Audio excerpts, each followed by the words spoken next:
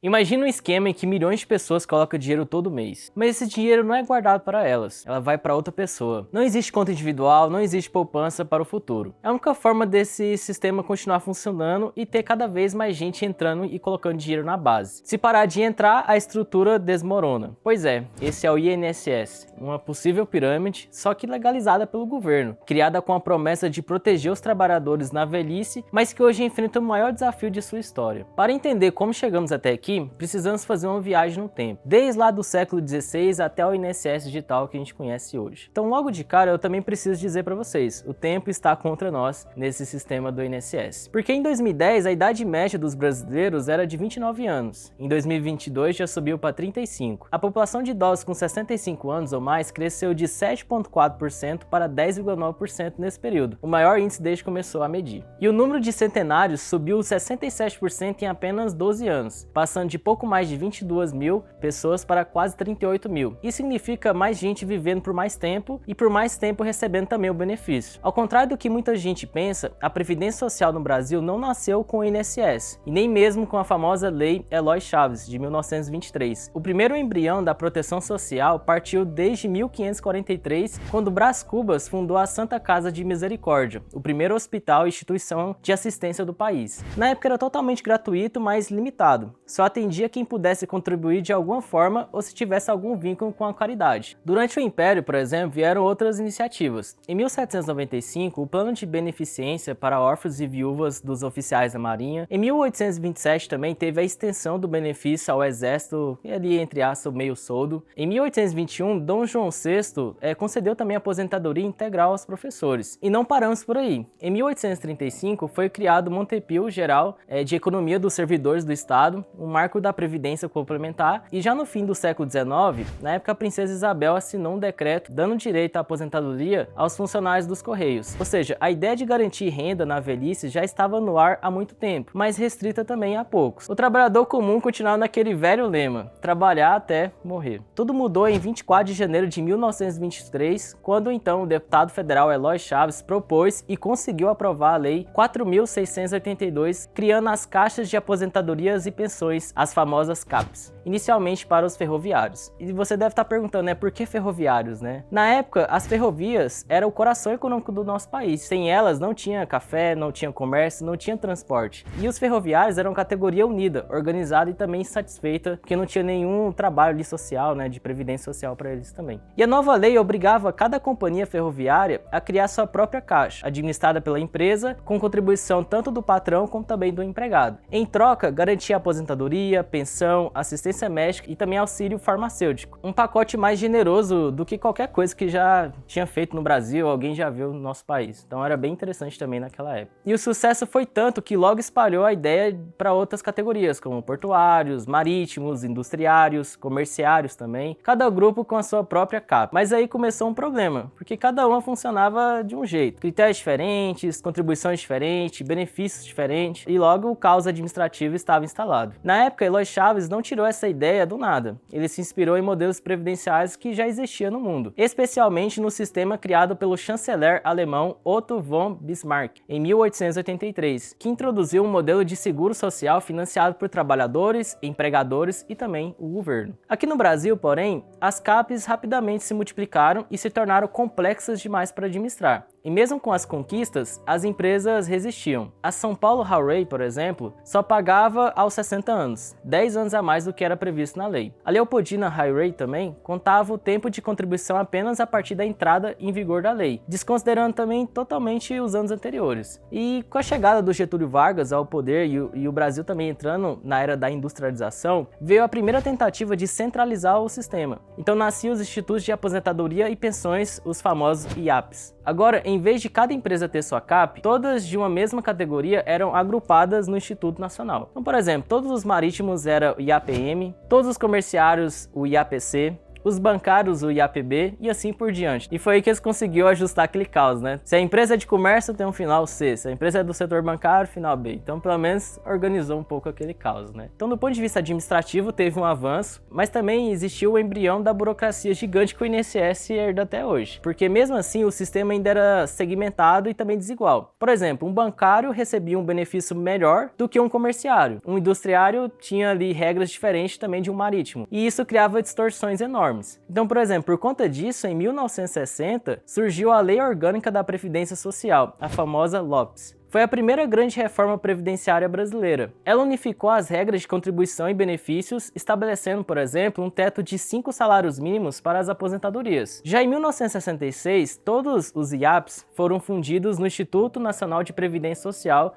o INPS. Pela primeira vez, havia um único órgão para cuidar da previdência no Brasil. Mas a centralização trouxe outro desafio. O INPS virou um gigante com milhões de segurados, sem tecnologia para gerenciar isso de forma eficiente. As filas, as burocracias tornaram-se parte daquele momento, né? Então, por exemplo, em 1977, por conta disso, foi criado o Sistema Nacional de Previdência e Assistência Social, o SINPAS, que integrava o INPS com outros órgãos, como o INAPS, responsável pela assistência médica, o IAPAS, que cuidava e administrava a parte financeira e cobrança das contribuições, e finalmente, em 1990, o IAPAS e o INPS foram fundidos, dando origem ao Instituto Nacional de Seguro Social, o famoso INSS. Era o início da estrutura do que conhecemos hoje, um sistema nacional de repartição simples, onde quem está na ativa paga para quem já está aposentado. Ou seja, os trabalhadores ativos contribuem todo mês e o dinheiro entra numa caixa de forma unificada, né? E o governo usa esse caixa para pagar os aposentados e pensionistas dentro do mesmo mês. Então não existe aquela conta individual. O que você paga não fica guardado para você e vai, obviamente, direto para outra pessoa. E a sua aposentadoria no futuro vai depender das contribuições das próximas gerações. E é aqui que, no fundo, o INSS parece mais do que uma pirâmide, né? Se a gente for pegar, é uma pirâmide, se for mesmo, é uma pirâmide legalizada. Porque esse modelo só funciona enquanto a base, que é os trabalhadores ativos, for muito maior do que o topo, que no caso é os aposentados. E aí que está o problema, porque a cada ano, a cada geração está se encolhendo, está reduzindo a quantidade de pessoas. E aqui eu quero colocar alguns dados para vocês entenderem o tanto que é chocante em relação ao sistema da Previdência. Porque em 1940,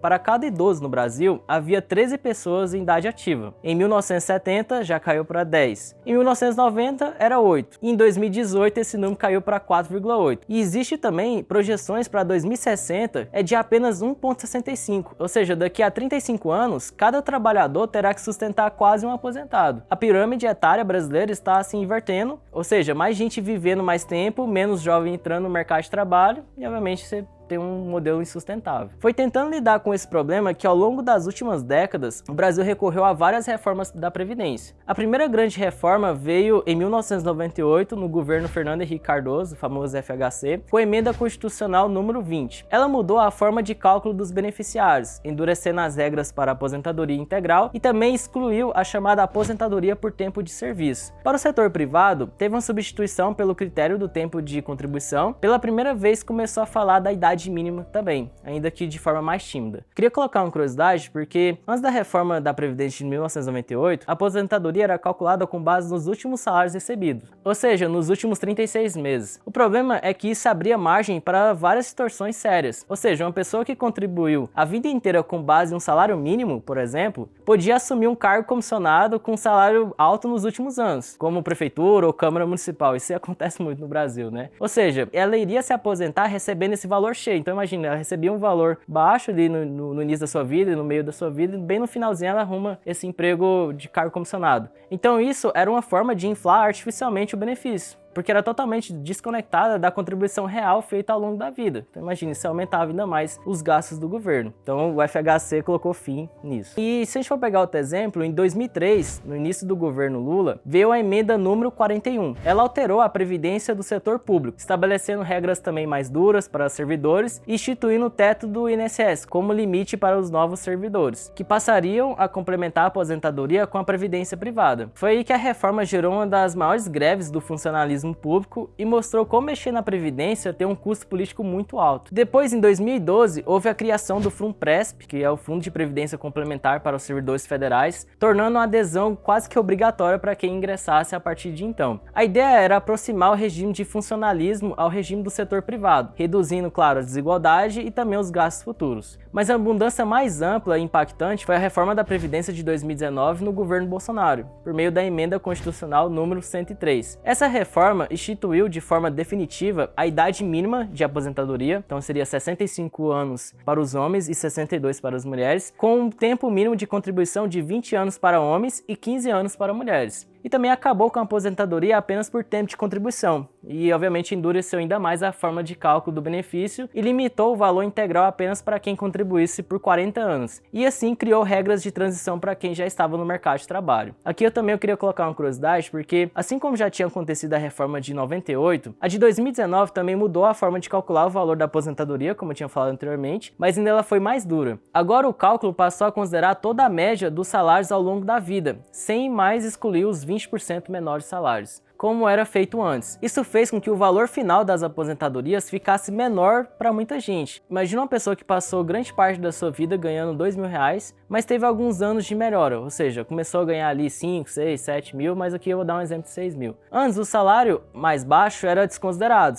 e isso ajudava a puxar a média para cima. Com a nova regra, todos os salários entram no cálculo, inclusive os mais baixos, o que derruba a média final. A ideia era justamente evitar que alguém se aposentasse ganhando mais do que contribuiu durante a maior parte da vida. Então imagina, o FHC ele mudou o cálculo, né? Ele tirou ali os últimos 36 meses de salário, então geralmente a pessoa, vamos imaginar que ela ganhava um cargo político ali, comissionado, e aposentava com aquele valor. Agora com o governo Bolsonaro foi a média, né? A média aritmética. Então a pessoa entrou como estagiário, começou ali no início ali da sua vida no mercado de trabalho, mesmo assim vai pegar a média de tudo, mesmo um dia ela se tornando diretor. Então obviamente isso reduz um pouco o cálculo, que você pega a média aritmética e isso reduz o cálculo final das aposentadorias. E depois dessa mudança, o governo estimava na época uma economia cerca de 800 a 900 bilhões de reais em 10 anos com essas mudanças. Um número expressivo, mas que precisa ser colocado em perspectiva. Apenas o déficit anual do INSS, somado aos regimes próprios, já ultrapassa 300 bilhões de reais. Ou seja, mesmo com a economia projetada, o sistema continuaria no vermelho, apenas menos fundo. E na época ainda houve debate sobre a capitalização individual inspirada no modelo chileno, que foi defendido até então pelo ministro da Economia na época, Paulo Guedes. Uma observação, eu também vou fazer um vídeo também sobre o sistema de previdência do Chile, que era interessante na teoria, mas na prática teve alguns problemas também. Eu vou trazer em outras segundas-feiras para vocês, que é dia de crise. Nesse sistema, cada trabalhador teria uma conta própria, acumulando a sua poupança para a aposentadoria. A ideia era reduzir a dependência entre gerações, mas as críticas foram duras. O custo de transição seria altíssimo, pois enquanto novos trabalhadores poupam para si mesmo, alguém ainda teria que pagar para os aposentados de hoje, sem falar no risco das aposentadorias muito baixas para quem passasse nos períodos de desemprego ou então na informalidade. O fato é que todas essas reformas foram, no fundo, tentativas de ajustar as contas e segurar o sistema por mais alguns anos. Na verdade, nenhuma delas mudou a lógica central, a de que o dinheiro entra hoje e serve para pagar quem já está aposentado. E enquanto a pirâmide etária continua invertendo, a matemática não vai perdoar. A gente sabe que é um grande problema. E para piorar, outro problema corrói o sistema, que é as famosas fraudes. O caso mais famoso é da Georgina de Freitas, a ex-procuradora previdenciária, que entre 1988 e 1990 comandou um esquema bilionário de desvio de recursos. Estima-se na época que o rombo tenha ficado entre 1,2 e 2 bilhões de reais. Na época ela foi condenada a 14 anos de prisão, mas só começou a cumprir apenas 5 anos depois. E mais recentemente, a operação, entre aspas, sem desconto, revelou que existe algumas organizações que usavam associações para descontar de forma indevida valores dos beneficiários em uma troca de suposto serviço. Estima-se também que mais de 6 bilhões de reais foram desviados dos aposentados e também dos pensionistas. Se você quiser aprender qualquer saída para você, você vai vir aqui, alvp.com.br, clica no botão Faça Questionário de Perfil, preenche o questionário, né, responde as perguntas com cautela, com calma. Eu vou entender qual que é seu momento de vida e eu vou te ensinar a investir no Brasil e no mundo inteiro. Raul, sinto muito te dizer, né? Eu não tenho patrimônio aqui de 2, 3 milhões, 5 milhões. Eu não tô no lugar para fazer curso. Tem lugar aí me oferecendo para tomar conta do meu patrimônio, etc. Na UVP, a gente acredita num cenário um pouco diferente. A gente tem consumidores consultoria para patrimônios gigantescos. A gente é dono da UVP Capital, consultoria top 1 do ranking do BTG Pactual, que é o maior banco de investimentos da América Latina. A gente tem isso também. Só qual que é o ponto? Se você entrar para se educar na UVP e você aprender, eu consigo gerir sua carteira muito melhor. Não é que a gente não tenha consultoria, a gente tem. Só que a gente prefere que o aluno entre primeiro na escola, aprenda. Essa arrogância de não quero aprender, sou rico demais para aprender, é isso que te faz ficar na mão de outras consultorias que o cara tá te enganando, tá te passando para trás. Então aqui não. Aqui você primeiro aprende, a gente te ensina tudo que é necessário para cuidar da sua carteira. Depois, se você quiser, eu pego ela para cuidar para você, para te economizar tempo. Então, para quem tem mais dinheiro também funciona, para quem tem menos dinheiro funciona. O caminho inicial é a educação. Não adianta nada você ir no lugar que tá fazendo o melhor trabalho do mundo se você não tem confiança naquele trabalho. É por isso que os nossos clientes não migram para lugar nenhum. O cara tem confiança no trabalho que a gente tá fazendo, porque ele aprendeu.